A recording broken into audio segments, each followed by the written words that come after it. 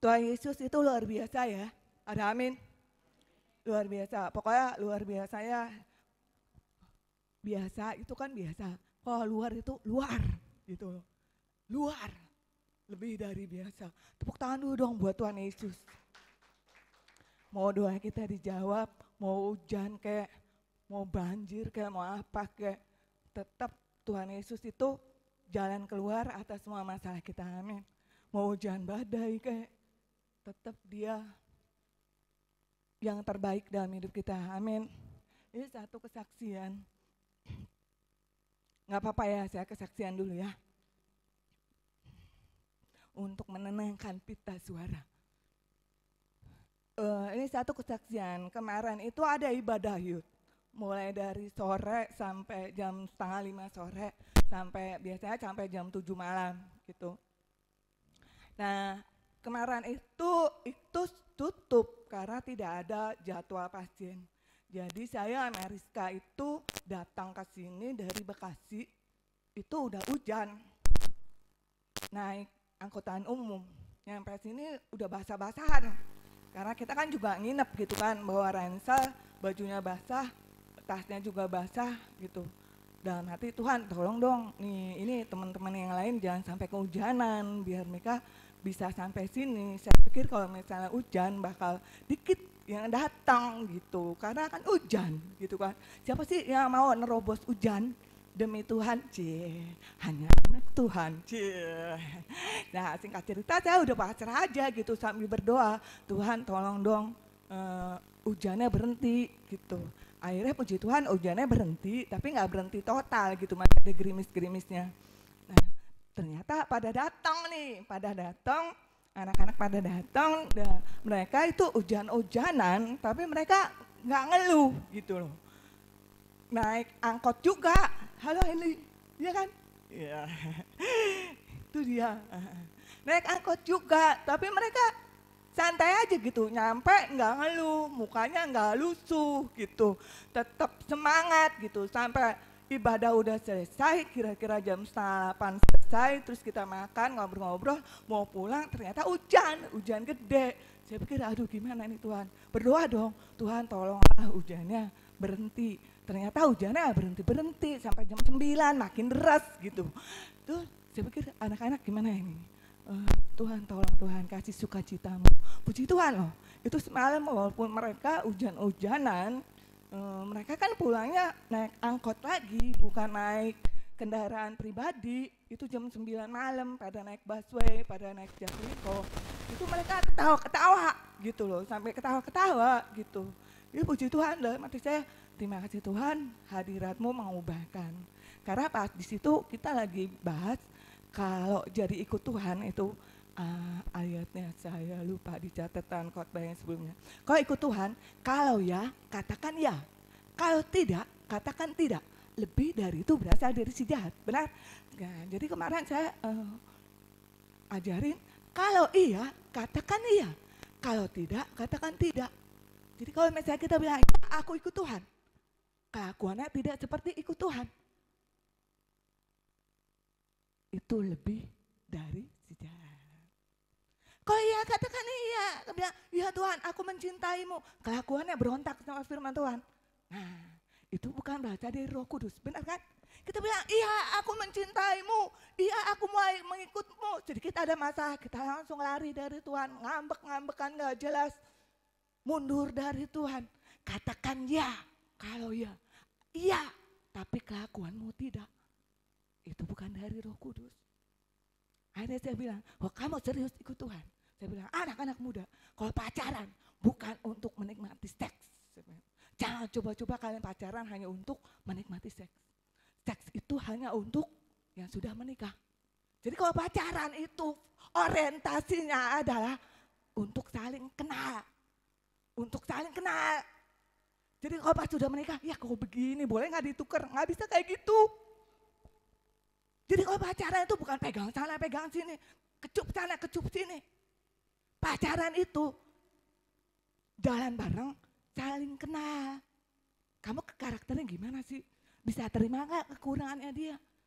Jangan pas udah menikah, oh Tuhan, ternyata aku salah pilih. boleh nggak putar ulang? Undangannya tarik lagi.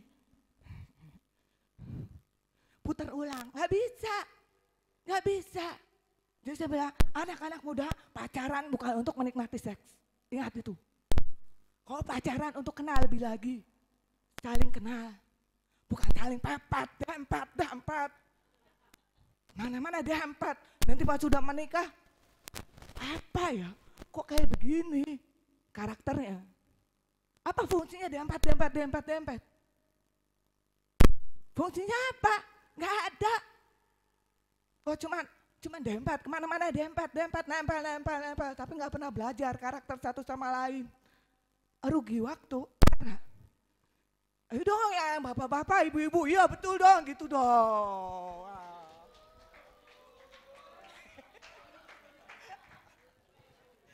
Nanti kita bikin seminar ya. Seminar suami istri. Ya pembicara belum. Oke, kita akan belajar sebuah pintu yang tidak pernah tertutup. Hari ini temanya adalah sebuah pintu yang tidak pernah tertutup. Yesus sebagai jalan keluar atas masalah kita. Amin. Ini sebenarnya ya suaranya kayak begini gitu. Kita masing-masing punya masalah, amin. Dan semua ada masalah, nggak mungkin nggak ada masalah. Dan kita tuh berpikirnya gini, kalau saya punya masalah, misalnya saya punya masalah, saya selalu berkonflik misalnya sama adik saya. Karena misalnya adik saya bikin ulah mulu gitu, bikin masalah mulu. Jadi kalau ketemu sama dia bawaannya bentrok mulu, bawaannya curiga mulu, marah-marah mulu gitu. Di pikiran saya gini, kalau dia beres, masalahku selesai. Kalau dia beres nih, dia kelakuannya kayak gitu, pasti nggak ada masalah, hidupku aman. Kita kan mikirnya kayak gitu kan. Kalau kita punya anak kan bikin ulah mulu, kayak gitu. Kita mikirnya, nih kalau anaknya bertobat, pasti masalahku selesai. Benar kan? Terus kalau misalnya kita punya masalah apa lagi? Kita punya masalah sama suami, sama istri. Istrinya oceh mulu, jadi di rumah gak betah gitu. Suaminya mikir, kalau dia bisa berubah, masalahku selesai. Dia berubah, jadi lebih cantik, lebih sabar, lebih bersinar, lebih wangi. Saya bisa lebih mengasihi dia. Ya istri-istri ngedumel gitu. Coba dia lebih lembut ya kalau ngomong ke aku ya. Coba dia bisa ngertiin aku ya. Kalau dia bisa ngertiin aku, pasti ini nggak ada masalah dalam rumahku. Ya. Terus kalau misalnya apa? Anak-anak muda difitnah, coba dia gak pernah ngebacot ya, coba dia gak pernah fitnah gue ya, hidup gue tenang, gak ada masalah. Kita mikir kalau misalnya itu orang benar kelakuannya, beres, udah gitu. Kita mikirnya gara-gara dia masalah ada, ya kan? Coba dia gak bawel, pasti gue gak punya masalah gitu. Coba dia gampang nurut, kok dia gampang nurut, pasti nggak ada masalah. Kita mikir ya, orang itu penyebab sumber masalah kita. Kita mikirnya kayak gitu. Tapi pernah nggak mikir bahwa jalan keluar dari masalah kita itu bukan orangnya benar dulu, baru semuanya beres. Nggak akan bisa. Karena apa? Kita masing-masing punya cacat karakter. Jadi dari sejak Opa Adam dan Oma Hawa berbuat dosa, itu karakter manusia udah rusak kan? Rusak, cara berpikirnya udah salah tentang sesama. Cara berpikirnya juga udah salah tentang Tuhan. Cara berpikirnya udah salah tentang keadaan. Makanya bawaannya curiga. Kok begitu ya? Ya ampun kayak begini. Udah hamba Tuhan masih kayak begini ya. Ngomongin gitu. Karena apa? Masih ada cacat karakter. Sehingga dia ketika melihat kesalahan orang, yang dilihat cuma kedagingan orang itu aja. dia nggak ngelihat ada Tuhan di dalam sesamanya yang harus dikasihi. Benar? Kita kan kalau kita dikecewakan sama orang, kita pikir ini dianya yang salah, ini dia sumber masalahnya, saya yang benar. Padahal bukan itu. Bukan itu intinya. Intinya ada melalui dia, karakter kita, kedagingan kita tuh dikikis. Seperti itu. Jadi kalau misalnya ada orang yang bermasalah nih, bikin ulah mulu, bikin sakit hati mulu, bikin kecewa mulu, bikin marah mulu, gak usah dumel. Gak usah dumel. Itu cara Tuhan memenangkan kita. Supaya karakter kita itu dimurnikan Tuhan. Cacat karakternya yang udah diwarisi dari sejak Taman Eden itu satu persatu disembuhin sama Tuhan. Lewat apa? Lewat masalah. Jadi kalau misalnya kita hari ini ada masalah, gak punya uang, banyak tunggakan. Bukan tunggakanmu masalah. Hatimu yang harus diberesin dulu untuk bisa menilai masalah. Seperti Tuhan melihat masalah itu. Kita kan kalau mikir, waduh, punya kebutuhan banyak, tapi uangnya nol.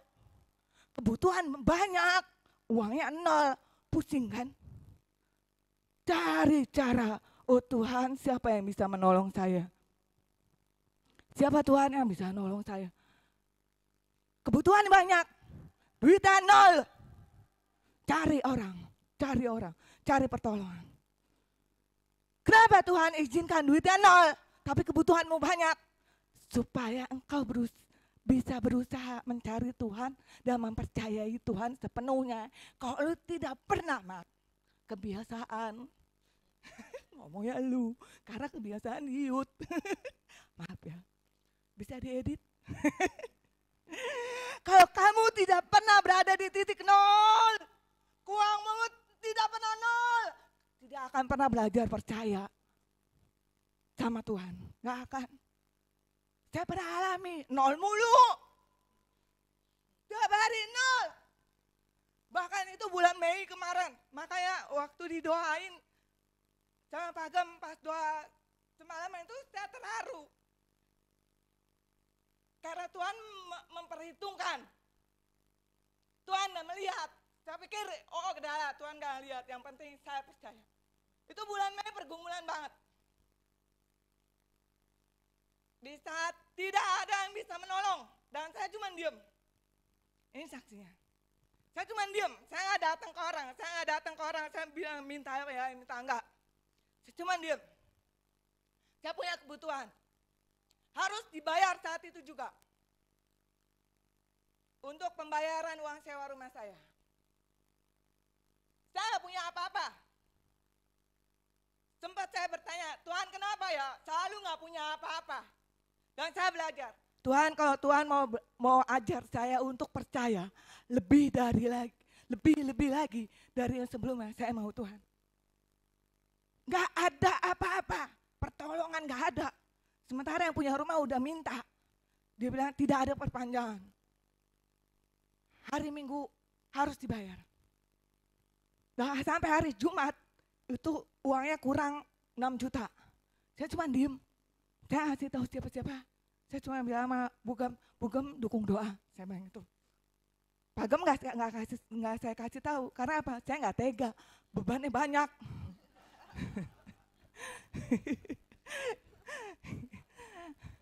Itu hari Minggu harus dibayar. Hari Jumat kekurangannya 6 juta. Saya cuma diem. Saya bilang, bawa aku Tuhan ke tempat yang kau mau. Kalau engkau mau, aku pindah dari rumah ini dan ambil rumah yang kecil, cuma ukuran 2 kali 3 meter, aku mau. Asal engkau ada di situ. Aku gak penting lagi kepentinganku. Harus hidup beginilah, harus tinggal di rumah yang seperti inilah, harus dapat makanan yang cukup lah, gak pentingin lagi. Sampai abang saya bilang, Intan kamu tinggal di Cibubur aja ya, karena ada rumah keluarga di Cibubur. Jadi kalau kamu pindah di Cibubur nggak usah lagi pusing uang sewa rumah. Saya nggak menolak. Saya bilang, oke bang, saya bilang gitu. Saya ngomong sama Tuhan, kalau Tuhan mau saya pindah ke Cibubur, saya pindah. Walaupun nanti ke dari Cibubur ke Iktus tiap Selasa Kamis, Jumat, Sabtu, Minggu, ongkosnya aja udah berapa? Karena di sana itu bukan tempat yang ada angkotnya, Midland Cibubur. Jadi udah masuk. Jadi untuk naik ojeknya aja udah berapa, naik busnya udah berapa. Dalam hati oke, siap Tuhan. Kalau misalnya satu hari 80.000 untuk pulang pergi, saya siap. Tuhan yang menyediakan. Saya mikir, ntar nyampe Cibubur, pulang malam, berangkat pagi, pulang malam, saya siap Tuhan. Kalau Tuhan mau, oke. Tuhan maunya kayak gimana, oke. Ini Meli saksinya. Saya bilang, Mel temenin gua yuk, nyari kontrakan yang murah-murah. Walaupun cuma 3 petak, depan, tengah, belakang, gak apa-apa. Oh, tante dia mikir, nanti Brooklyn gimana? Itu Brooklyn pun saya serahin sama Tuhan. Benar, kalau punya anjing kan kita mesti ada apa? Pemukimannya yang bisa menerima anjing kan? Nah, itu tante dia udah sayang sama Brooklyn. Nah, saya serahin sama Tuhan. Tuhan, Brooklyn pun aku serahkan. Kalau misalnya memang Tuhan mau, saya cuma pindah di tempat yang sederhana, bukan berbentuk rumah, saya mau. Ini Brooklyn, entah mau dikasih siapapun, saya ikhlas. Saya mau ikut kehendak Tuhan. Saya ngomong gitu, tiba-tiba ada WA, kamu butuhnya 6 juta kan? Besok saya transfer, terus dampang saya, lah cepet banget ya. Saya bingung, saya diem aja loh. Nggak minta kemana-mana, nggak ribut kemana-mana. Cuman diem, duduk berdoa, Tuhan aku mau bawa aku ke tempat, ke dimensi percaya lebih lagi. Biar aku nggak bersungut-sungut. Percuma doa aku ikut engkau, tapi nggak ada percayanya sama Tuhan. Percaya yang Tuhan mau itu bukan, misalnya ya, Buati pengennya rumahnya begini, punya kendaraan yang begini, itu namanya transaksi sama Tuhan. Oh percaya, Tuhan mau rumahku dari bambu pun aku tetap percaya, kau baik bagiku. Tuhan mau nggak ada apapun yang aku punya saat ini, aku nggak nawar sama Tuhan. Tuhan tolong dong Tuhan, kalau boleh Tuhan, merci, Mercedes, BMW. Itu belum tahap percaya. Itu masih negosiasi sama Tuhan. Kalau percaya itu nggak ada nawar-nawar. Tuhan kalau misalnya dia baik sama saya, nggak ada difitnah-fitnah lagi. Aku mau percaya sama engkau. Aku mau ikut Tuhan yang radikal. Tapi kalau masih ketemu orang yang tipe-tipe fitnah sana, fitnah sini, aduh Tuhan sorry ya.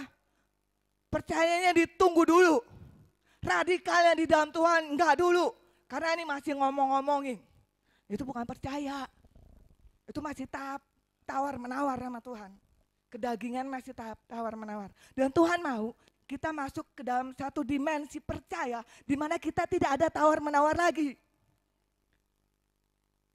Kalau suamiku udah benar, baru aku mau semangat di dalam kau. Kalau suamiku masih murah-murah aja, aku juga susah Tuhan melangkah di dalammu. Itu belum tahap percaya. Tuhan kalau istriku enggak bawel-bawel lagi. Kalau istriku enggak sopi lagi. Aku semangat menggebu-gebu Tuhan untuk ikut engkau. Saya sama istriku masih A, B, C, D, A, F, G, A, dan sopi. Tuhan aduh males deh Tuhan. Males deh Tuhan. Itu belum tahap percaya. Masih tahap tawar-menawar. Karena apa? Kedagingannya belum dirontokkan Tuhan. Jadi percaya itu seperti waktu Abraham mempersembahkan Ishak. Dia tidak tawar-menawar. Oke, ini yang paling aku sayangi. Ku sembelih, mati-matilah dia. Mati-matilah dia. Asal Tuhan senang. Itu percaya. Coba kita, kesenangan kita diambil. Wah, gusar. Sejak kapan kau Tuhan mengambil kesenanganku? Wah, hari Minggu gak mau ke gereja lagi. Kalaupun ke gereja mukanya tuh kayak singa.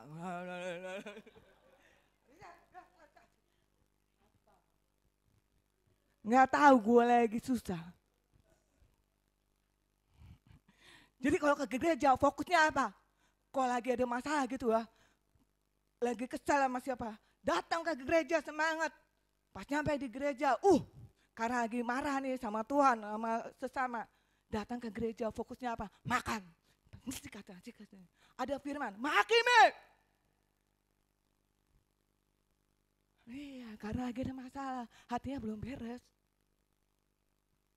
Coba kalau misalnya kita hatinya beres, datang ke gereja, mau hujan badai, hatiku percaya. Kayak Bu Erni waktu itu, hujan-hujan pas ibadah Jumat, saya kaget. Datang loh, basah semuanya. Senyum. Terus saya bilang, udah ini basah, semuanya basah. Saya langsung cariin celana, baju yang kering, nggak tahu yang nggak muat. Tapi saya salut tuh. Beliau udah orang tua, kehujanan kayak gitu, nyampe sini sukacita, perjuangannya untuk ikut Tuhan. Luar biasa. Dan semua di sini juga luar biasa. Iya kan? Nggak ada yang tahu kan persoalannya apa, tapi di sini tetap datang beli kue. Hebat. Tuhan kita hebat. Di mana lagi ada tempat seperti ini walaupun ada masalah tetap beli kue. Tepuk tangan dulu dong.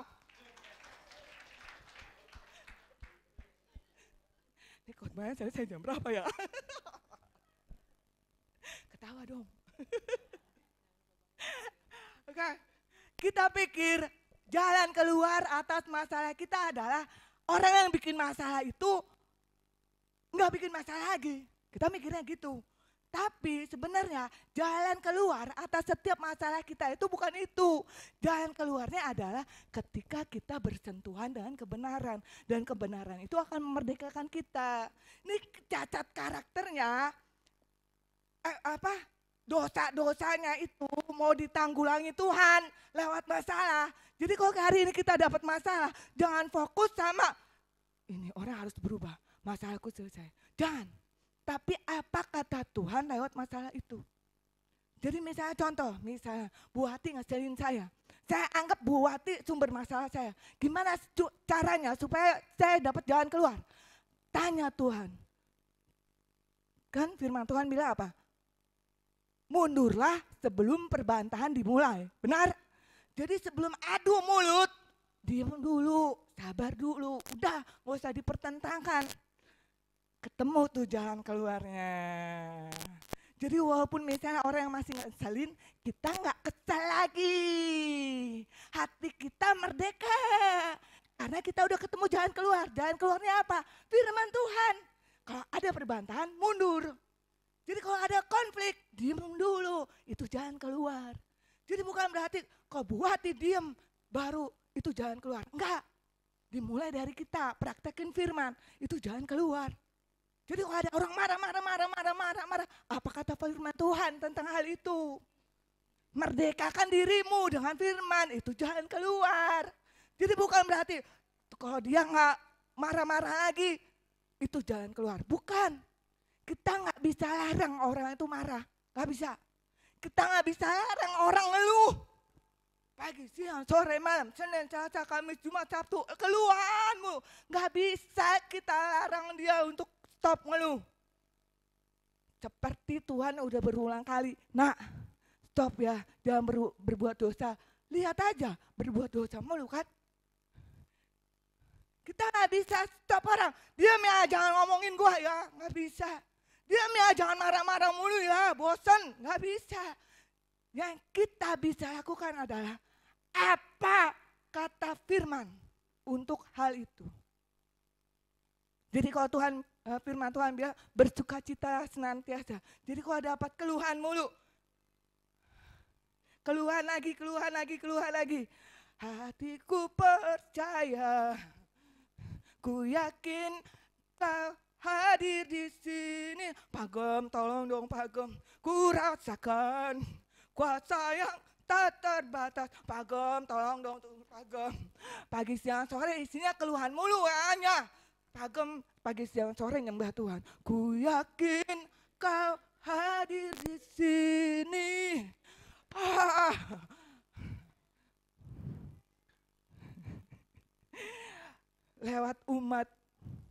Pagem lagi didewasakan Tuhan, membawa umat di padang gurun supaya jangan muter-muter 40 tahun. Ininya dulu bener.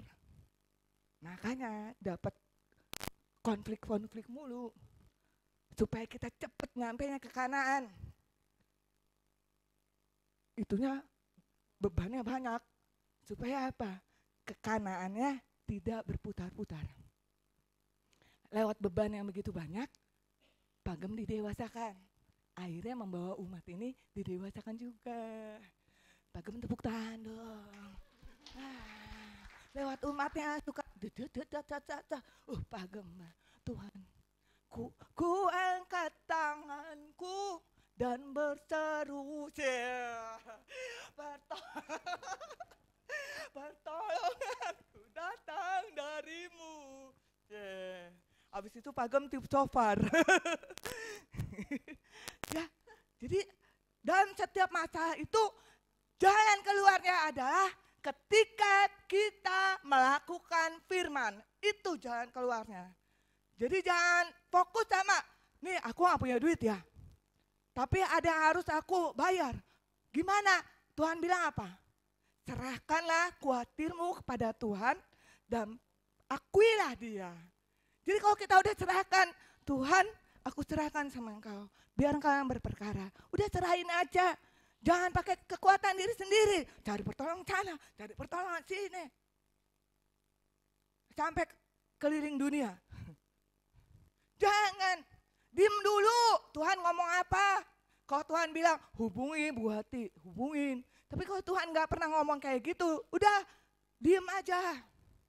Kayak gitu. Jadi kalau misalnya Tuhan gak suruh untuk hubungi Bu Hati misalnya, terus kita jalan Bu Hati, dia jadi masalah. Satu, kita jadi sandungan buat Bu Hati. Karena tidak diutus untuk datang ke Bu Hati. Jadi batu sandungan, ini kok jadi datang ke saya mulu ya.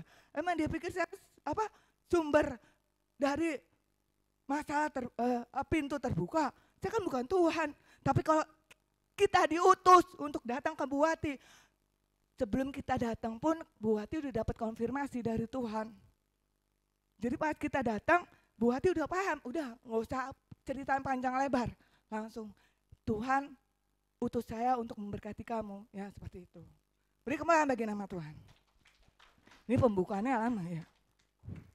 Kita, oh ini.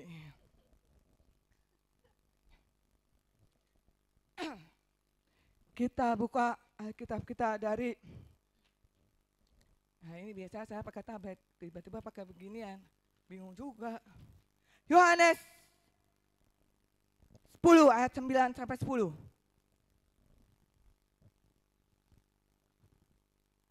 Yuk. Yohanes 10 ayat 9. Akulah pintu, barang siapa masuk melalui aku, ia akan selamat, dan ia akan masuk dan keluar dan menemukan padang rumput. 9 sampai 10 bro. Yohanes 10 ayat 10.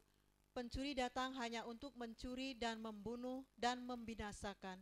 Aku datang supaya mereka mempunyai hidup dan mempunyainya dalam segala kelimpahan. Oke, kembali lagi ke ayat 9. Oke, di sini Tuhan bilang apa? Akulah pintu. Jadi kalau kita mau jalan keluar, Tuhan bilang akulah pintu. Itu maksudnya apa? Tuhan jalan. Tuhan itu jalannya. Akulah pintu, datang dong ke pintu itu. Mau masalahnya apa? Jangan dulu datang ke orang. Jangan dulu datang ke sini-sini. Datang ke pintu itu. Cuma Tuhan yang bisa buka pintu. Makanya Tuhan bilang akulah pintu. Datang ke pintu itu. Datang ke Tuhan. Bukan datang ke orang. Bukan datang ke hikmat sendiri. Belaga bisa. Dan kekuatan, kepintaran diri sendiri. Wah kalau kayak gini. Pasti jalan keluarnya terbuka nih. Udah dibikin pakai hikmat sendiri. Ternyata mentok. Malah jadi batu sandungan. Karena nyusahin banyak orang. Ya kan? Kalau misalnya ada masalah, datang Tuhan dulu. Kalau nggak ketemu lagi, boleh datang ke orang untuk sharing. Misalnya sharing. untuk nanya ini gimana ya gitu. Jadi saya menguatkan, akulah pintu. Barang siapa masuk melalui aku, ia akan selamat. Dan ia akan masuk dan keluar dan menemukan padang rumput. Kalau kita datang ke Tuhan, kita tuh selamat. Bukan gini loh, jangan berpikir kalau mau jadi prajurit ya. Itu kalau prajurit itu kan dilatih gitu ya, supaya nggak gampang mati di tengah-tengah pertempuran. Orang prajurit itu kan latihan fisik dulu gitu kan. Nggak dikasih makan, nggak dikasih minum, tujuannya supaya kuat gitu. Di tengah-tengah pertempuran dia kuat gitu. Latihan militer dulu, yang berat-berat, mesti lari, mesti push up dan segala macam. Kalau kita mau menang lewat masalah, itu jangan mikir yang gampang-gampang. Sedikit mikirnya yang cepet. Pasti kecewa. Dan mulai gampang, imannya gampang goyah. Imannya gampang letoy. Karena apa? Tidak terbiasa untuk berjuang. Jadi kalau kita punya masalah, jangan mikir yang, aduh, coba ya langsung dapat duit nih 200 juta, masalahku cepat selesai. Kalau yang kayak gitu, duitnya nggak datang, cepet kecewa loh sama Tuhan. Cepet kecewa. Kalau misalnya lagi sakit, aku percaya Tuhan sembuhkan. Wah, masih sakit terus nih. 10 tahun masih sakit terus. Bisa kecewa. Kalau kita cuma ngandalnya pengen cepet-cepet. Punya konflik sama siapa? Pengen cepet-cepet selesai. Tapi tidak membereskan diri kita sendiri. Kecewa karena ini orang kok didoain ya. Udah saya doa-doa puasa sama dia. Kok orangnya gak berubah-berubah gitu. Akhirnya kita cepet kecewa. Karena kita maunya jalannya yang tercepat. Jadi kalau mau menang atas masalah, gini. Keadaan tidak berubah, karakter kita yang berubah, itu baru menang. Jadi kita punya masalah nih, kita punya sakit penyakit, kita serahin sama Tuhan. Tuhan, hidup matiku buat Engkau. Kalau Engkau izinkan aku ngalamin ini, biar aku terus bersuka cita di dalam Engkau. Jadi tiap hari yang dipikirin bersuka cita. Itu jalan keluar. Itu jawaban Tuhan. Itu jalan keluar. Jadi jangan berpikir kalau mau jadi pemenang, masalah langsung tidak ada. Kecewa. Karena setiap hari kita akan ada masalah. Setiap hari pasti ada kesusahan. Dan Tuhan bilang kesusahan sehari cukup untuk sehari. Jadi kalau ada masalah, ini kita harus ini dulu, setting pikiran kita, Tuhan, apapun yang terjadi, bawa aku untuk bisa melewatinya sesuai rencanamu. Jadi, kalau ada masalah, apa kehendak Tuhan dari masalah itu? Mungkin Tuhan mau kita jadi lebih ikhlas lagi dalam beribadah. Ikhlas lagi dalam melayani sesama. Ikhlas lagi dalam melayani suami, melayani istri. Dapat istri yang modelan supaya dilatih tidak bersungut-sungut. Dapat ini misalnya ruang ibadah dengan segala keterbatasan. Kita dilatih untuk tetap maju berperang walaupun kendala di sana sini. Ya kalau misalnya ada kendala, hati kita nggak beres, kesel nih. Wah, kenapa nih soundnya nggak bunyi? Kenapa nih ini? Gunung meletus, nggak masuk ke tanah Kanaan, nggak masuk ke dalam tempat pemberhentian, nggak menemukan padang rumput, kelegaan. Jadi kalau apa-apa kita keburu stres dulu, bukannya nanya maunya Tuhan apa ya di balik masalah ini, itu susah. Kita akan jadi ngandalin diri sendiri. Jadi kalau misalnya ada kendala seperti Bu Media beberapa waktu yang lalu, bulan kemarin khotbah, kita datang untuk menyembah Tuhan. Dan ketika ada kendala, udah fokus sama menyembah Tuhan aja. Kita lagi dilatih untuk punya penguasaan diri. Jadi kalau misalnya saya lagi khotbah, saya butuh dukungan misalnya ini ya bagus. Tapi ini yang nggak bagus-bagus, saya nggak boleh kecewa. Itu mengganggu jalannya pemberitaan firman. Kalau saya kecewa, apa yang mau saya bagikan ke saudara? Kalau sebagai pembicara, pengennya ada speaker dong, ngadep sini. Jadi saya tahu suara saya gimana. Ini kan speakernya nggak ada. Terus apa saya mau dumel? Enggak kan? Iya kan? Oh ada mic-nya yang kualitasnya bagus, jadi nggak usah. Cukup begini kedengaran. Tapi nggak ada, apa saya harus mesti marah? Enggak kan? Dengan segala masalah yang ada, dengan segala keterbatasan yang ada, Tuhan yang lagi latih mental kita. Tuhan lagi latih hati kita. Supaya dalam menghadapi apapun tetap ada sejahtera. Tetap ada pengendalian diri. Gitu.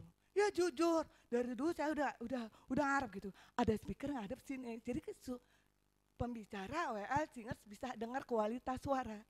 Bukan kita nggak dengar, kita dengar, tapi kualitasnya kayak gimana nggak nyampe.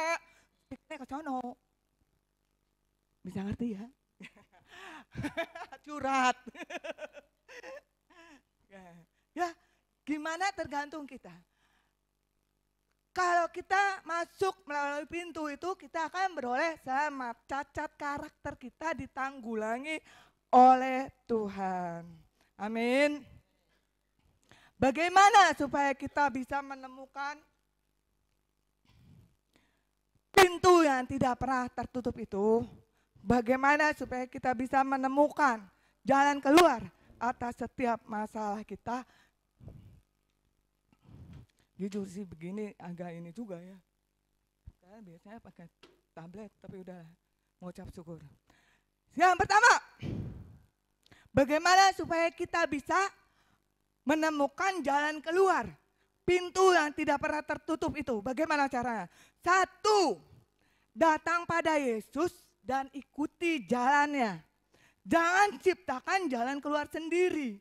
Yang ada kita makin berputar-putar terus di situ. Dan tidak menemui kelegaan, tidak menemukan padang rumput. Karakter kita tidak akan menjadi karakter pemenang.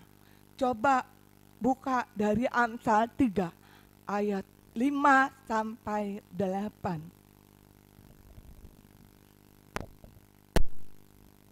Amsal 3 ayat 5. Percayalah kepada Tuhan dengan segenap hatimu dan janganlah bersandar kepada pengertianmu sendiri. 6. Akuilah Dia dalam segala lakumu, maka akan meluruskan jalanmu. 7. Janganlah engkau menganggap dirimu sendiri bijak, takutlah akan Tuhan dan jauhilah kejahatan. 8. Itulah yang akan menyembuhkan tubuhmu dan menyegarkan tulang-tulangmu. Iya, tepuk tangan dulu dong buat Tuhan. Balik lagi ke ayat 5. Bagaimana supaya kita dapat menemukan jalan keluar? Datang ke Tuhan dan ikuti jalannya. Di sini dibilang, percaya kepada Tuhan dan segenap hatimu, jangan bersandar pada pengertianmu sendiri. Jadi kalau kita percaya sama Tuhan, datang ke Tuhan, jangan bersandar pada pengertian kita sendiri. Kita anggap, wah ini saya bisa bebas dari masalah ini. Kalau misalnya saya jadi orang kaya, nah itu pengertian kita sendiri. Bisa ngerti ya? Saya bisa bebas dari konflik. Kalau orang yang bikin konflik itu nggak nyusahin saya, itu pengertian kita sendiri. Makanya kita suka stres sendiri. Karena kita bersandar pada pengertian sendiri. Ayat ke-7, ayat ke-6. Akuilah Dia dalam segala lakumu, maka Ia akan meluruskan jalanmu. Ketika kita punya masalah, kita bilang, Tuhan, udah butak nih, saya nggak tahu jalan keluarnya apa. Aku percaya Engkau jalan keluar. Tunjukkan Tuhan, Tuhan akan meluruskan jalan kita. Kita akan menemui jalan keluar. Kalau kita tidak bersandar pada pengertian kita sendiri. Ayat berikutnya, ayat 7. Janganlah engkau menganggap dirimu sendiri bijak. Takutlah akan Tuhan. Nah ini kan, kadang kita pikir, wah jalan keluarnya begini nih, jalan keluarnya begini nih. Ya, andalin kekuatan diri sendiri, akhirnya apa yang kita pikirkan tidak terjadi. Dan disitulah puncak dari segala masalah yang ada. Akhirnya kita menyalahkan orang. Dia sumber masalah. Dia nggak berubah-berubah. Makanya saya selalu dapat masalah. Itu gara-gara dia. Nah ini karena menganggap diri sendiri bijak. Makanya nggak pernah nemu jalan keluar.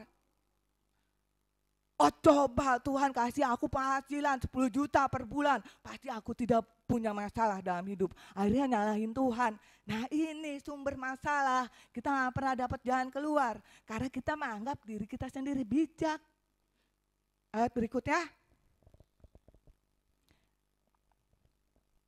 Ya. Ayat 7. Takutlah akan Tuhan dan jauhilah kejahatan. Ayat 8. Ayat 8. Itulah yang akan menyembuhkan tubuhmu. Nah ini kan, jangan keluarkan. Dia lagi sakit nih ceritanya. Ya kan, tulang-tulangnya lagi sakit. Badannya lagi sakit. Tuhan bilang apa? Jalan keluarnya apa? Takutlah akan Tuhan, jauhi kejahatan. Nah ketika kita ada masalah, ada nggak takut akan Tuhan? Ya ada takut sama masalah. Waduh kalau kayak begini mulu bagaimana ya, aduh tagihan gak dibayar-bayar kayak gimana ya. Langsung stres, andalin pemikiran diri sendiri, cari orang, cari bantuan. Padahal Tuhan bilang apa? Kalau kamu punya takut akan Tuhan dan jauhi kejahatan, itu yang menyembuhkan tulang-tulangmu, itu jalan keluar. Kamu akan diberi kelegaan. Ketika kamu punya masalah, andalin Tuhan. Tuhan ngomong apa dalam masalah itu? Kita dapat kelegaan. Kalau ada masalah, langsung andalin emosi. Tidak bisa. Wah, ya ada apa? Makin ada masalah. Konflik mulu. Gara-gara dia nih. Akhirnya apa? Nggak lepas dari masalah. Tapi kalau misalnya Tuhan bilang apa? Kalau kita menjauhi kejahatan. Setiap kali kita ada masalah, ada konflik, kita selesaikan sesuai firman Tuhan. Langsung keluar nih jalan keluarnya. Itulah yang menyembuhkan tulangmu, menyembuhkan tubuhmu. Nah itu makanya pentingnya baca Alkitab. Jadi kemarin tuh pas Yud, kita ada games dulu gitu ya, tebak-tebakan nama kitab. Nah pas tebak-tebakan nama kitab tuh kebanyakan banyak yang nggak bisa nebak perjanjian lama. Terus dalam hati saya, ketahuan ya nggak pernah baca Alkitab. Ini bukan buat ngeledek ya.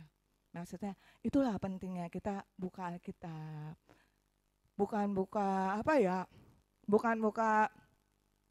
HP. Itu tuh kan kalau HP kan itu kan persentuhan orang dengan Tuhan. Nah Tuhan mau kita punya persentuhan diri sendiri sama Tuhan. Makanya rajin-rajinlah buka Alkitabmu gitu. Boleh buka HP untuk cari referensi firman Tuhan. Tapi jangan lupa buka Alkitabmu, bangun persekutuan pribadi sama Tuhan. Jadi kalau misalnya ada konten gitu, konten Instagram, TikTok, ada pendeta yang bilang begini, kita tuh gak gampang disesatkan. Karena kita udah punya pemahaman yang benar akan firman. Tapi kalau nggak punya pemahaman firman yang benar, kebanyakan tuh cuma buka HP, lihat konten orang, tapi nggak punya persentuhan pribadi sama Tuhan. Tiap ngelihat konten orang, benar ya, padahal itu kesesatan, bahaya. Tentang persepuluhan, benar ya, sebenarnya persepuluhan itu nggak boleh. Itu mah perjanjian lama. Nah ini kan masalah. Sejak kapan persepuluhan itu hanya ada perjanjian lama? Nggak ngerti konteksnya. Belajar dulu konteksnya apa. Jadi jangan comot sana, comot sini. Penyesatan dong. Orang kalau udah belajar kan ngerti dikit. Wah salah nih. Agak gemes juga gitu ya. Ngomong apa sejak kapan persepuluhan itu tidak ada. Lihat dulu konteksnya. Setiap itu ada sejarahnya. Di dalam penulisan ini ada sejarahnya, kitab Wahyu itu gimana sejarahnya, kondisi Wahyu saat itu kayak gimana, nggak bisa ditafsirkan satu ayat begini. Tahu dulu dong konteksnya. Nah itu perlunya baca firman Tuhan. Saya nggak bilang kalau semua di sini harus jadi pendeta, sekolah pendeta, enggak. Cukup persentuhan pribadi sama Tuhan di rumah.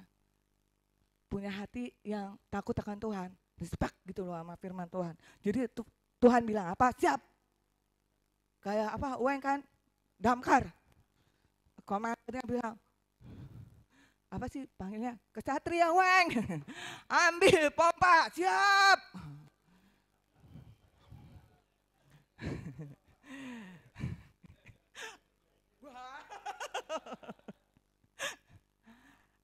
Ada nggak kita di sini kayak gitu? Tuhan bilang, jangan balas kejahatan dengan kejahatan. Siap Tuhan. Ya ada, kalau dijahatin orang, siap untuk balas. Nah.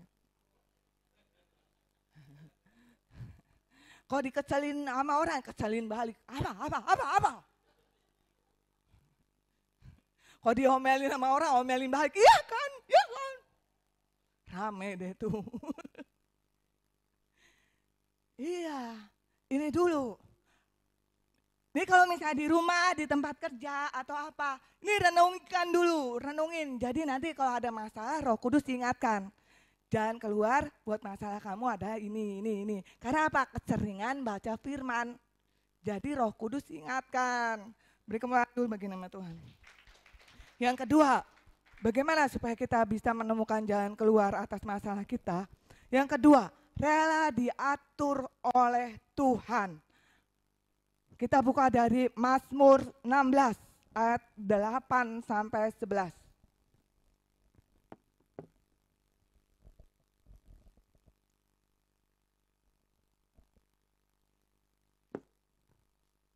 Mazmur 16 ayat 8. Aku senantiasa memandang kepada Tuhan, karena Ia berdiri di sebelah kananku, aku tidak goyah. 9. Sebab itu hatiku bersukacita dan jiwaku bersorak-sorak, bahkan tubuhku akan diam dengan tentram. 10. Sebab Engkau tidak menyerahkan aku ke dunia orang mati, dan tidak membiarkan orang kudus-Mu melihat kebinasaan. 11. Engkau memberitahukan kepadaku jalan kehidupan, di hadapan-Mu ada sukacita, berlimpah-limpah di tangan kanan-Mu ada nikmat senantiasa. Iya, Tuhan memberitahukan kepada kita jalan kehidupan. Di hadapannya ada sukacita berlimpah. Di tangan kanannya ada nikmat senantiasa. Setiap ada masalah itu adalah cara Tuhan membebaskan kita dari karakter buruk kita. Dan setiap ada masalah itu harus rela diatur sama Tuhan supaya Tuhan bisa memberitahukan kepada kita jalannya. Jadi kalau misalnya kita punya hewan peliharaan, kambing misalnya, kambingnya nggak mau diatur, nggak bakalan kan kambingnya ini bisa masuk kandang kan? Kita udah masuk, tapi dia berontak, nggak mungkin dia bisa masuk kandang. Seperti itu, kalau kita punya masalah nggak mau diatur sama Tuhan, kita nggak akan bisa masuk ke dalam jalan keluar, nggak akan. Kalau misalnya kita punya masalah, kita rela diatur sama Tuhan. Tuhan memberitahukan kepada kita jalan-jalannya. Ya kan? Di Amsal ada tuh, Tuhan bilang gini, takut akan Tuhan adalah permulaan hikmat. Jadi kalau misalnya kita lagi ada masalah, kita punya sikap takut akan Tuhan. Di situ Tuhan langsung kasih hikmatnya. Begini loh, untuk masalah ini jalan keluarnya adalah ini. Nah, itu takut akan Tuhan. Tuhan memberitahukan jalannya. Jadi setiap ada masalah kita nggak stres. Karena apa? Kita udah ketemu firman. Udah ketemu jalan keluar. Misalnya uangnya 0. Kebutuhan banyak. Tuhan bilang, percayalah dengan segenap hatimu dan jangan mengandalkan kekuatanmu. Nah kita belajar percaya. Saat kita percaya, aku tidak tahu jalan keluarnya dari mana, tapi aku percaya aku akan melihat hari-hari yang baik di dalam hidupku. Tersedia jalan keluarnya. Jadi nggak usah sampai pusing berhari-hari, sampai koyo, fresh care, geliga, gosok. Paramex, Panadol, tiap hari minum itu. Karena apa? Pusing nggak ada duit. Pusing banyak masalah. Saya pernah belajar loh, apa penyebab pusing? Beneran, saya kan kepo, kok ada pusing gitu ya. Kan kalau misalnya, apa penyebab asam lambung? Karena lambungnya luka, karena tidak ada asupan makanan. Jadi lambung menggigit dirinya sendiri, makanya luka. Oke, gitu. Apa penyebab tipes? Ternyata bakteri yang menempel di usus. Jadi itu semua ada virus, bakteri gitu kan.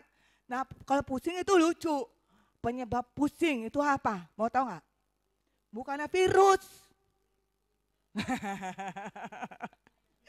Beri kemuliaan bagi nama Tuhan. Nggak punya. Penyebab pusing ternyata ya bukan virus. Jadi kayak bukan penyakit, tapi suatu kondisi karena satu, kurang tidur. Dua, leher tegang. Jadi kalau kita banyak pikiran, stres, itu leher tegang, makanya pusing. Ketiga, karena nyeri. Entah dulu, itu poin terakhir.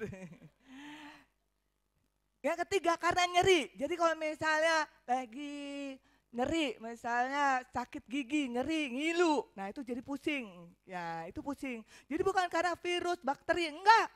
Penyebabnya itu, gitu loh.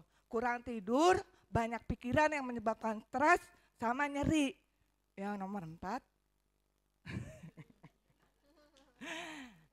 Itu. Nah, jadi kalau misalnya di sini pusing, udah. Datang ke Tuhan, nyembah Tuhan. Kalau Tuhan bilang kamu istirahat, serahkan bebanmu sama Tuhan. Jangan dipikirin mulu biar bisa tidur yang cukup. Kan kadang kita banyak pikiran jadi kurang tidur kan. Kita berusaha cari jalan keluar, gak tidur-tidur, akhirnya pusing. Gitu. Mulai sekarang jauhkan diri dari Panadol dan Paramex. Tapi lebih lagi dekat sama tidur yang cukup dan serahin semua beban ke Tuhan. Nah, saya yakin banyak Paramex yang nggak akan dibeli lagi. Kalau kita udah tidur cukup, usahakan jangan stres gitu. Mungkin kalau misalnya ada nyeri ya itu bisa untuk dikit-dikit untuk konsumsi untuk ngurangi nyeri gitu. Tapi jangan sampai ketergantungan. Kita akan merdeka tahun ini, merdeka dari Paramex dan Panadol. Katakan amin. Oke. Harus rela diatur oleh Tuhan. Yeremia 17 ayat 5. Yeremia 17 ayat 5. Beginilah firman Tuhan. Terkutuklah orang yang mengandalkan manusia, yang mengandalkan kekuatannya sendiri, dan yang hatinya menjauh daripada Tuhan. Terkutuklah orang yang mengandalkan manusia dan yang mengandalkan kekuatannya diri sendiri. Kalau kita ngarep jalan keluar, nggak akan dapet. Kalau kita nggak rela diatur sama Tuhan, ya kan terkutuklah. Kalau andalin diri sendiri nggak bakalan ketemu jalan keluar, nggak bakalan. Coba ayat selanjutnya.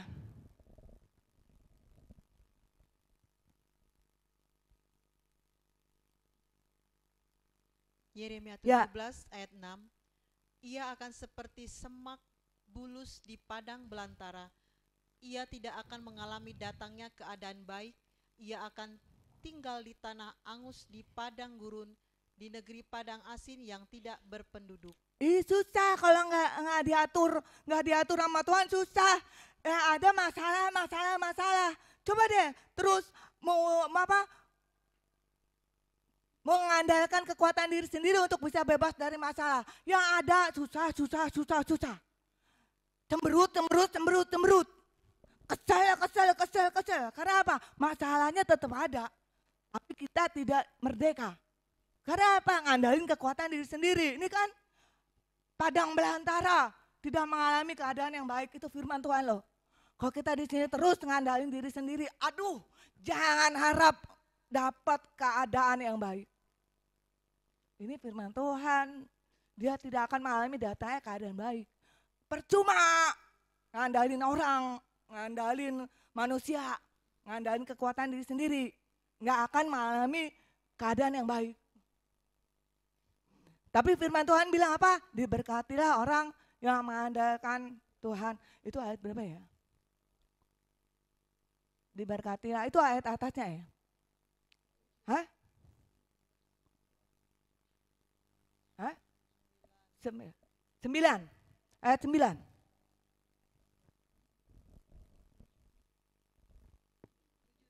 Ayat 9. 7. Yeremia 17 ayat 7. Diberkatilah orang yang mengandalkan Tuhan, yang menaruh harapannya pada Tuhan. Terus? 8. Ia akan seperti pohon yang ditanam di tepi air, yang merambatkan akar-akarnya ke tepi batang air, dan yang tidak mengalami datangnya panas terik, yang daunnya tetap hijau, yang tidak khawatir dalam tahun kering, dan yang tidak berhenti menghasilkan buah. Keren ya. Tidak akan pernah berhenti menghasilkan buah. Ada masalah, tetap sukacita. Ada masalah, nggak pernah stres. Tidak pernah berhenti menghasilkan buah. Karena apa? Mengandalkan Tuhan. Keren loh. Ia akan seperti pohon yang ditanam di tepi air. Yang daunnya tetap hijau. Tidak khawatir dalam tahun kering. Keren loh. Setiap ada masalah langsung ada jalan keluar. Bukan berarti masalahnya langsung beres. Masalahnya nggak beres, tapi hatinya beres. Setiap ada masalah tetap sebagai pemenang. Hatiku bersukacita, hatiku percaya, hatiku nggak ngeluh, hatiku nggak bersungut-sungut, hatiku nggak lari dari Tuhan. Kan banyak kan orang tuh kalau lagi ada masalah nggak selesai, marah sama Tuhan. Nggak perlu lagi datang pelayanan. Kalau perlu kerja Rodi, kerja. Biar Tuhan tahu, aku kecewa sama dia. Nggak perlu lagi datang ibadah. Biar semua tahu, nggak ada untungnya ikut Tuhan. Ini orang yang tidak mengalami hari-hari yang baik. Dia kalah sama masalah. Setiap ada masalah, kalau kita andalin Tuhan, Tuhan bilang apa? Tidak akan pernah berhenti menghasilkan buah. Masalah tetap ada, tapi kita menghadapinya sebagai pemenang. Masalah tetap ada, sukacita di hatiku tidak pernah hilang. Muka nggak pernah stres, muka nggak pernah cemberut. Mungkin pernah cemberut, tapi langsung diatasi. Kan kita manusia, bisa marah. Jadi ketika kita marah, langsung minta ampun sama Tuhan. Tuhan ampuni saya udah marah, saya udah berbuat dosa. Ampuni saya Tuhan, saya mau menang. Akhirnya habis marah, lega lagi. Jadi nggak ada kan di sini ya.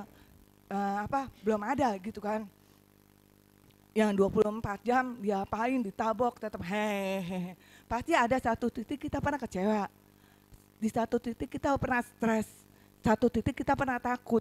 Tapi ketika kita takut, kita kecewa, kita marah, tanganin, hadapi sesuai firman. Akhirnya kita beres. Itulah orang yang tidak pernah berhenti menghasilkan buah. Masalah tetap ada, tapi orangnya beres, orangnya menang. Jangan kalah sama masalah. Yang ketiga, bagaimana caranya untuk bisa ketemu jalan keluar pintu yang tidak pernah terbuka itu? Yang ketiga, konsisten berjalan dalam kebenaran walaupun harganya mahal. Matius 7 ayat 13 sampai 14. Matius 7 ayat 13 sampai 14. Matius 7 ayat 13. Masuklah melalui pintu yang sesak itu, karena lebarlah pintu dan luaslah jalan yang menuju kepada kebinasaan, dan banyak orang yang masuk melaluinya. 14. Karena sesaklah pintu dan sempitlah jalan yang menuju kepada kehidupan, dan sedikit orang yang mendapatinya. Iya, ayat sebelumnya, masuklah melalui 13. Masuklah melalui pintu yang sesak. Jadi kalau kita mau menemukan jalan keluar, kita harus mau dong konsisten berjalan dalam kebenaran walaupun harganya mahal. Tempuh jalan yang sesak, kan gak enak kan. Kalau butuh duit malah disuruh andalin Tuhan. Gak boleh datang ke orang, itu jalan yang sesak loh. Susah, Tuhan butuhnya sekarang malah disuruh andalin Tuhan. Gimana caranya? Ya kan, Tuhan bilang tempuh jalan sesak itu. kau akan temukan kelegaan. Saya pernah ngomong sama Tuhan, Tuhan saya butuh duitnya sekarang, saya mah percaya, emang percaya. Tapi mana, apa yang mau dibayar, wah yang gak ada. Kok dibilang percaya, bukan percaya lagi Tuhan, saya percaya banget. Ya mau dibayar tapi apa, saya bilang gitu. Tapi saya belajar, ini mah bukan percaya, ini mah bersungut-sungut. Ya udah, diem aja, serahin sama Tuhan. Aku percaya Tuhan, lebih dari apa yang dapat aku pikirkan. Tuhan kasih jalan keluar. Sampai waktu itu ya, ini belum ini ya selesai cerita. Waktu doa malaman, waktu Pak Ageng doain satu-satu, saya kaget. Tuhan perhitungkan itu. Jadi waktu saya punya masalah keuangan di bulan Mei, saya belajar percaya sama Tuhan. Tuhan bilang, engkau telah percaya padaku dan tanpa ragu engkau telah berjalan bersamaku. Saya kaget, oh kok Tuhan tahu? Saya pikir itu berlalu gitu aja gitu loh. Tapi Tuhan ingat. Tuhan ingat proses itu waktu saya belajar percaya sama Tuhan. Nah ini saya mau bagikan ke saudara biar kita sama-sama jadi pemenang ya. Jangan andalin manusia, jangan andalin orang, jangan andalin kekuatan diri sendiri, andalin firman Tuhan. Mulai dari saat ini, kalau kita punya masalah jangan fokus sama masalahnya, fokus sama karakter kita yang mau diubahkan Tuhan lewat masalah itu. Karena kesempurnaan itu harus terjadi. Tuhan bilang hanya orang yang suci hatinya bisa melihat Tuhan. Jadi kalau kita mau diangkat sama Tuhan, hatinya beres dulu. Karakternya dibenerin dulu. Oh curiganya masih banyak, marahnya masih banyak, protesnya masih banyak.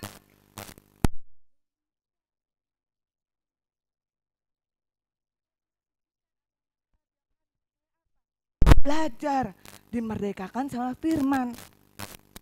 Masalah adalah alat kita untuk bisa memuliakan Tuhan. Lewat masalah kita belajar, artinya pengendalian diri, artinya tidak emosi, artinya tidak bersungut-sungut, artinya tidak mudah menyerah. Kan banyak dari kita mikirnya, oh saya begini, masalah cepat selesai. Tuhan bilang apa? Kamu akan mengalami padang gurun, keadaanmu tidak akan pernah baik karena kau menyelesaikan masalah dengan caramu sendiri. Ayat yang terakhir, Mazmur 1 ayat 2 dan 3.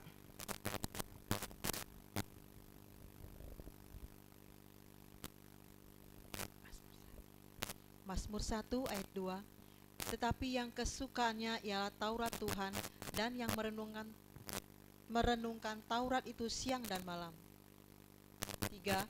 Ia seperti pohon yang ditanam di tepi aliran air, yang menghasilkan buahnya pada musimnya, dan yang tidak layu daunnya, apa saja diperbuatnya berhasil.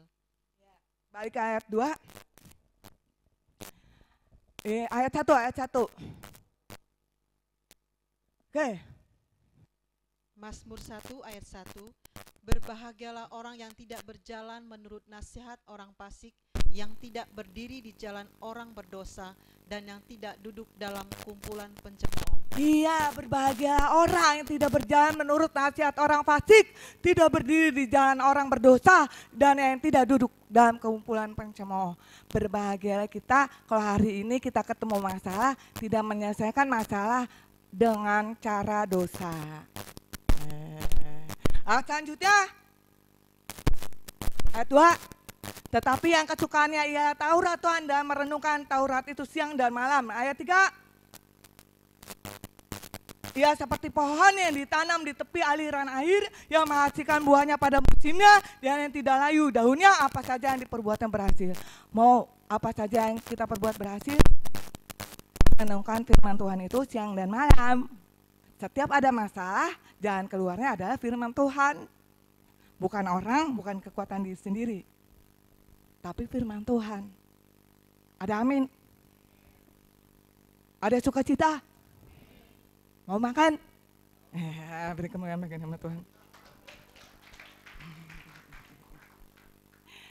Ya, saya cukup berbahagia ya, karena dari antara semua tempat, semua orang kan punya tempat panggilan masing-masing. Saya nggak bilang tempat pelayanan orang lain jelek, enggak ya, jangan salah. Saya berbahagia kalau Tuhan tempatkan saya di sini, karena itulah cara yang terbaik untuk mendewasakan saya. Di tempat ini mungkin kelihatannya nggak mewah ya, apa-apa harus berlutut, apa-apa nggak instan dapatnya. Yang AC-nya rusak lah, yang mesti berjuang buat bayar gedung lah, yang mesti berjuang untuk ada sound system lah. Tiap hari minggunya pagam berjuang berlutut di kaki Tuhan supaya tiap minggunya itu ada biaya operasional. Dan saya bersyukur itu adalah alat Tuhan untuk mengajar kita percaya. Mungkin kalau misalnya Tuhan utus saya di tempat lain, yang di tempat keadaan serba berkecukupan, saya tidak akan pernah tahu apa artinya berjuang. Dan Tuhan tidak akan pernah bilang, engkau telah percaya dan tanpa ragu engkau telah berjalan bersamaku. Mungkin Tuhan gak akan bilang kayak gitu. Tapi karena saya ditempatkan di tempat yang apa-apa berjuang, apa-apa untuk mendapatkan sesuatu harus dengan derai air mata. Di situ Tuhan memenangkan saya. Untuk saya percaya bukan dengan logika, bukan dengan kekuatan diri sendiri. Untuk saya bisa berjuang tanpa mengharapkan orang, tapi hanya mengharapkan Tuhan. Mungkin di sini pertanyaan sama ya. Kenapa sih Tuhan? Gereja ini susah banget ya. Mungkin kalau orang luar lihat, ini gereja apa-apa butuh. Kebutuhannya banyak. Tiap minggu harus butuh ditolong. Tapi coba lihat, orang yang gak punya apa-apa ini, rumahnya jauh-jauh, pada datang tiap hari minggu di sini. Mungkin kalau untuk cari tempat nyaman gampang, tapi lihat cara Tuhan. Pada nggak punya apa-apa, tapi tetap berjuang. Kita nggak punya apa-apa, tapi jalan terus. Perutnya buncit.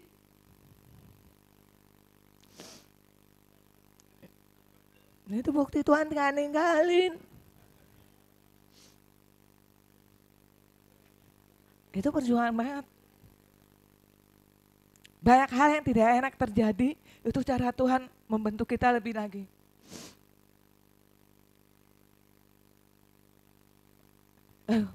Hargai kesempatan yang sudah Tuhan berikan. Ini saya ada satu kesaksian. Dulu sebelum ada gereja, Tuhan latih kita dulu di sebuah persekutuan Salvation. Dulu itu punya Pak Roy dan Buaya. Yaitu pertama kali Pak Ferry dipanggil khotbah itu di persekutuan itu. Saking pedenya Pak Ferry khotbah, beliau nggak mau khotbah pakai mic. Akhirnya suaranya nggak masuk ke dalam YouTube. Nah di tempat itu Tuhan bentuk, ini saksinya ya, Pak Jonas, imam musik. Iya kan Pak, nggak bisa main gitar ya Pak ya, nggak tahu gitar itu apa. Tiba-tiba Tuhan bilang Pak Jonas main musik. Dan di tempat itu kita belajar banyak sebagai prajurit Tuhan. Ternyata tempat itu adalah tempat kita bertumbuh supaya maju berperang sampai ke tahap ini. Nah di situ pernah Tuhan tegur ya Pak ya, pernah tegur. Tuhan bilang jangan, kalau ibadah jangan terlambat. Iya kan Pak ya? Kalau ibadah jangan pernah terlambat, Tuhan selalu tepat waktu. Jadi kalau untuk orang yang datang tepat waktu, ibadah tepat waktu itu ada berkat khusus dari Tuhan. Dan di situ yang luar biasanya semuanya tuh respect banget gitu. Jadi dibilang nggak boleh terlambat, semua langsung nggak terlambat. Ini saksinya Pak Jonas. Jadi itu pemusik ibadah misalnya kita waktu itu jam 1 siang ya, apa jam berapa? Jam 1 siang. Jam 12.58 semua pemusik udah siap. Mau lagunya udah selesai latihan kayak nggak ada pakai ini. Semua udah siap. 1 menit sebelum ibadah mulai udah duduk semuanya, nggak ada lagi. Nah, udah siap karena lagi dilatih Tuhan sebagai prajurit. Jadi siap bertempur. Jadi 1 menit sebelum ibadah mulai itu diem semuanya. Satu ruangan udah diem. Udah siap karena Tuhan udah tegur. Ibadah nggak boleh telat.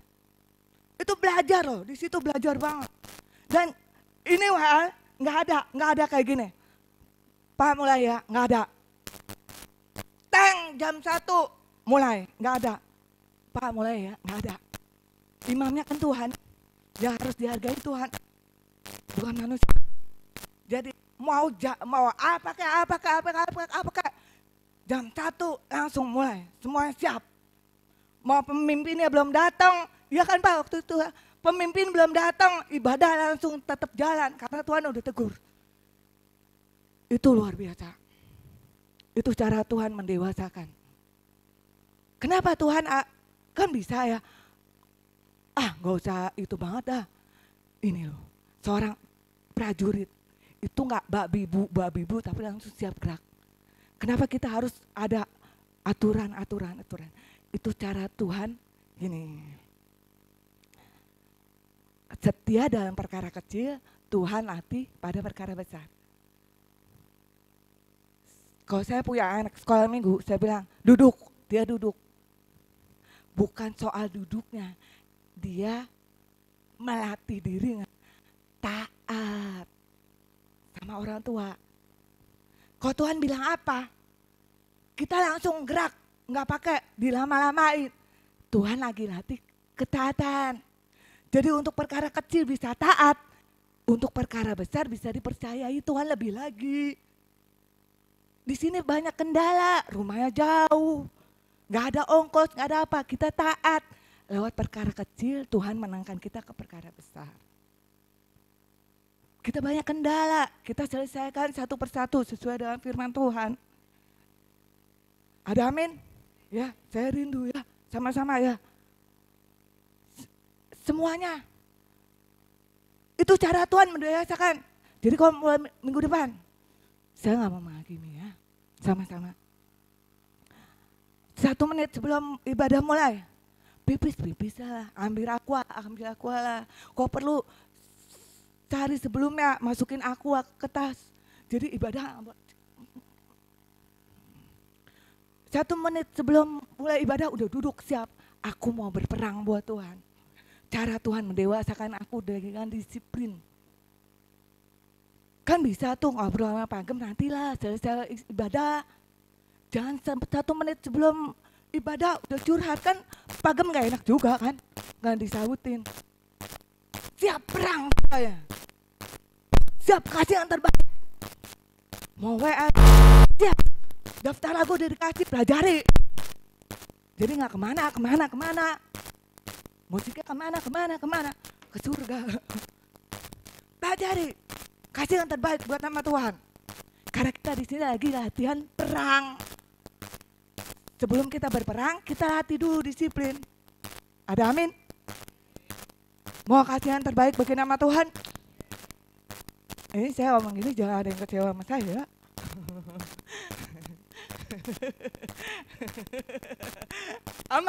Aman ya. Senyumnya gak tulus. Kita semua lagi dilatih di sini, makanya kita alami banyak konflik. Tujuannya supaya karakter kita berubah, termasuk dan disiplin, mulai ibadah dan kasih yang terbaik bagi nama Tuhan. Di sini bukan tempat untuk membela diri sendiri ataupun saling menyalahkan, tapi saling menggarami sesuai firman Tuhan. Tuhan Yesus baik. Beri kemuliaan bagi nama Tuhan. Saya undang semua pemain musik dan maju ke depan.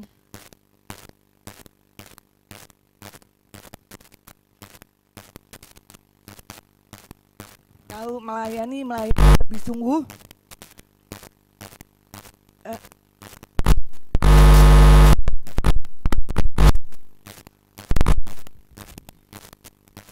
melayani lebih sungguh.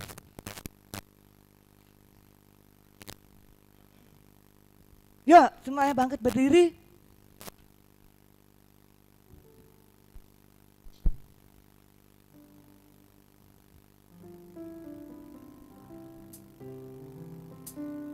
Kita nyanyikan lagu ini dengan sepenuh hati kita.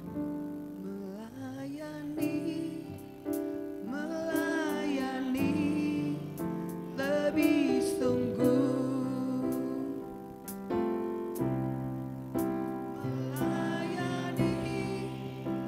Melayani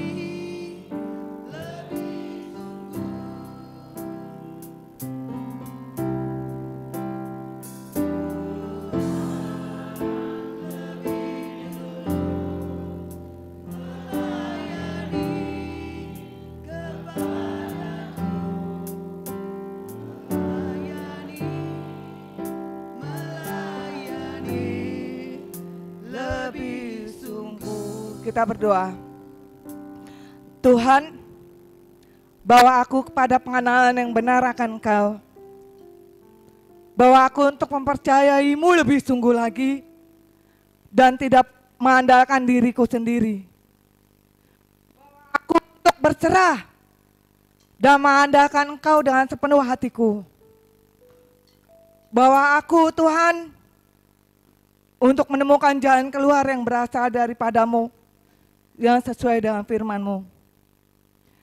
Kalau selama ini aku masih mengandalkan kekuatan diriku sendiri, Tuhan, untuk menyelesaikan masalahku, aku minta ampun, Tuhan. Aku minta ampun ya Bapa. Dan sekarang aku mau belajar berserah pada kehendak-Mu. Bawa aku untuk tunduk dalam kedaulatan-Mu dan menjadikan Engkau raja dalam hidupku.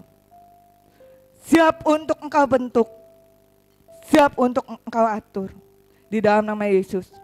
Ya Bapa, dalam nama Tuhan Yesus, hamba-Mu ini berdoa bagi setiap jemaat-Mu yang ada di sini, yang merindukan jawaban-jawaban atas pergumulan hidupnya. Ya Bapa, dalam nama Tuhan Yesus kami berdoa bersatu hati. Siapapun di sini yang membutuhkan jawaban atas segala masalah hidupnya, Tuhan tolong di dalam nama Yesus. Tuhan beri jalan keluar di dalam nama Yesus. Yang mempunyai masalah keluarga, Tuhan beri hikmat di dalam nama Yesus. Agar setiap masing-masing keluarga yang mempunyai masalah keluarga di sini diberikan pencerahan dari Tuhan, diberikan hikmat dari Tuhan dan menemukan jalan keluar di dalam nama Yesus. Hamba-Mu ini berdoa bagi setiap jemaat-Mu yang sedang sakit, Tuhan berikan kesembuhan di dalam nama Yesus. Tuhan berikan pengharapan di dalam nama Yesus. Tuhan berikan keteguhan hati untuk selalu bersukacita dan mengandalkan Tuhan di dalam nama Yesus. Yang punya pergumulan untuk pasangan hidup, Tuhan beri yang terbaik di dalam nama Yesus. Kami percaya Tuhan, pengharapan di dalam Kau tidak pernah mengecewakan. Kami percaya untuk setiap anak-anak Tuhan yang merindukan pasangan hidup, Tuhan pasti menyediakan yang terbaik di dalam nama Yesus. Bahwa setiap anak-anak Tuhan di sini, Tuhan, untuk menemukan kehendak-Mu di dalam nama Yesus dan mendapatkan pemulihan yang berasal daripada-Mu. Untuk siapapun yang di sini yang punya beban hidup, pergumulan hidup yang belum terjawab, Tuhan berikan kelegaan di dalam nama Yesus. Berkati juga Tuhan gembala kami untuk dengan penuh keteguhan, penuh dengan kekuatan, penuh dengan kegigihan untuk selalu berharap sama Tuhan dan menyandarkan pengharapannya sama Tuhan dan setiap harinya mendapatkan kekuatan yang baru dari Tuhan. Di dalam nama Yesus kami percaya Tuhan, apa yang sudah Kau tabur hari ini melalui pemberitaan firman-Mu itu memerdekakan kami. Kami pulang dengan sukacita, kami pulang dengan karakter yang baru, karakter pemenang. Bahwa Tuhan di dalam setiap masalah selalu memberi jalan keluar yang terbaik bagi kami. Dan tidak pernah mengecewakan. Kau tidak pernah mengecewakan kami, Kau tidak pernah meninggalkan kami. Di dalam nama Yesus yang percaya katakan, amin. Silakan duduk.